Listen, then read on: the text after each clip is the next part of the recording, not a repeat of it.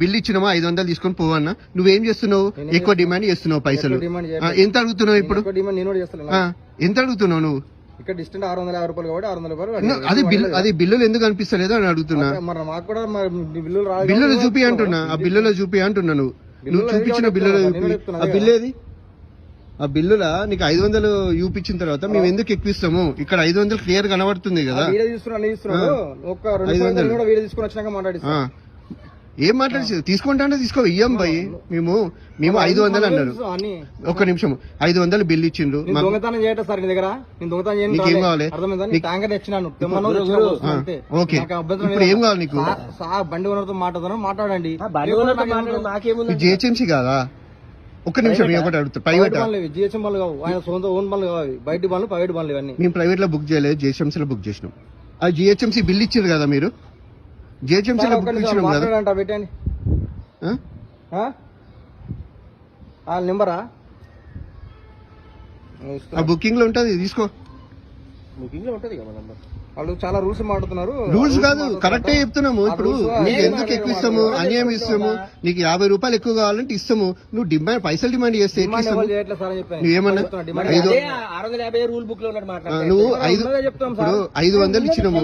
అరే అలా 500 ఉన్నది, 50 రూపాయలు ఎక్స్ట్రా తీసుకో టిప్ గా అని చెప్తున్నాము. నువ్వు డిమాండ్ 650 కావాలంటే మేము ఆఫీస్కి వచ్చి మాట్లాడతామని చెప్పు. ఆఫీస్కి వచ్చి మాట్లాడతామని చెప్పు. 944.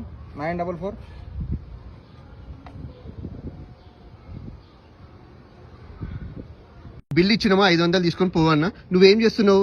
ఎక్కువ డిమాండ్ చేస్తున్నావు పైసలు. ఎంత అడుగుతున్నావు ఇప్పుడు? ఎంత అడుగుతున్నావు నువ్వు? ఇక్కడ డిస్టెంట్ 650 రూపాయలు కాబట్టి 600 రూపాయలు. అది బిల్లులు ఎందుకు అనిపిస్తలేదు అని అడుగుతున్నా. మాకు కూడా బిల్లులు చూపి అంటున్నా. ఆ బిల్లులో చూపి అంటున్నా. నువ్వు చూపించిన బిల్లులో చూపి. ఆ బిల్లు ఏది?